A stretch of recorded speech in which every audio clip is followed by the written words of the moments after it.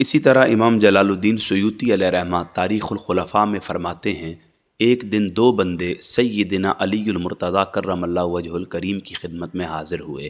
عرض کرنے لگے، حضور ہمارے درمیان فیصلہ فرما دیں۔ آپ نے مسئلہ پوچھا تو ان میں سے ایک شخص عرض کرتا ہے، دراصل ہم دونوں دوست ہیں، ایک دن سفر میں تھے، دوران سفر بھوک لگی تو کھانا کھانے بیٹھ گئے۔ اب میرے پاس 5 روٹیاں تھیں اور اس دوست کے پاس 3 روٹیاں تھیں۔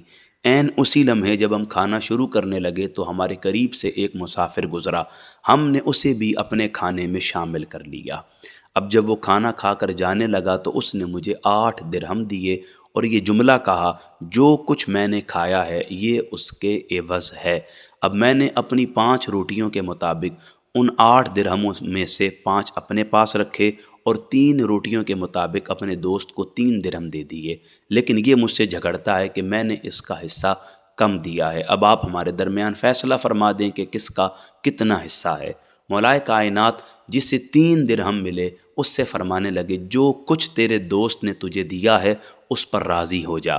لیکن وہ کہنے لگا، واللہ میں اس وقت تک راضی نہیں ہوں گا جب تک آپ مجھے میرا حق دلوا نہیں دیتے۔ مولائے کائنات نے فرمایا، اگر یہ بات ہے تو سن، تیرا 1 درہم بنتا ہے اور تیرے دوست کے 7 درہم بنتے ہیں۔ وہ حیرت زدہ ہو کر کہتا ہے، سبحان اللہ، ذرا بتائیں تو صحیح کس طرح؟ مولائے کائنات نے فرمایا، اصل میں تم 3 بندے تھے اور روٹیاں 8 تھی۔ اب یہ 8 روٹیاں 3 بندوں پر مساوی تقسیم نہیں ہو سکتی، اس لیے ہم 3 کو 8 سے ضرب دیں گے، جس کے بعد 1 روٹی کے 3 ٹکڑے ہوں گے اور 8 کے ساتھ ضرب دے کر یہ 24 ٹکڑے بن جائیں گے۔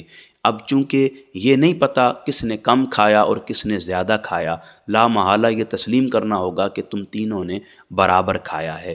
اب تیری 3 روٹیاں تھیں، ہر روٹی کے 3 ٹکڑے تھے، اس اعتبار سے تیرے حصے میں 9 ٹکڑے آئے، اور اس کی 5 روٹیاں تھیں تو 3 کی تقسیم سے اس کے حصے میں 15 ٹکڑے آئے۔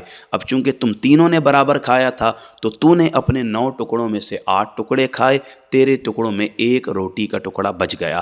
اب اس نے اپنے 15 ٹکڑوں میں سے 8 ٹکڑے کھائے اور اس کے 7 روٹی کے ٹکڑے باقی بچے، تو اس بندے نے بھی 8 کھائے۔ اس کا مطلب ہے تیرے حصے میں سے اس 1 ٹکڑے کے عوض 1 درہم آیا اور اس کے 7 ٹکڑوں کے عوض اس کے حصے میں 7 درہم آئے۔ بس یہ فیصلہ سنانے کی دیر تھی، وہ بندہ راضی ہوا اور آپ کے فیصلے کو قبول کرتے ہوئے مجلس سے چلا گیا۔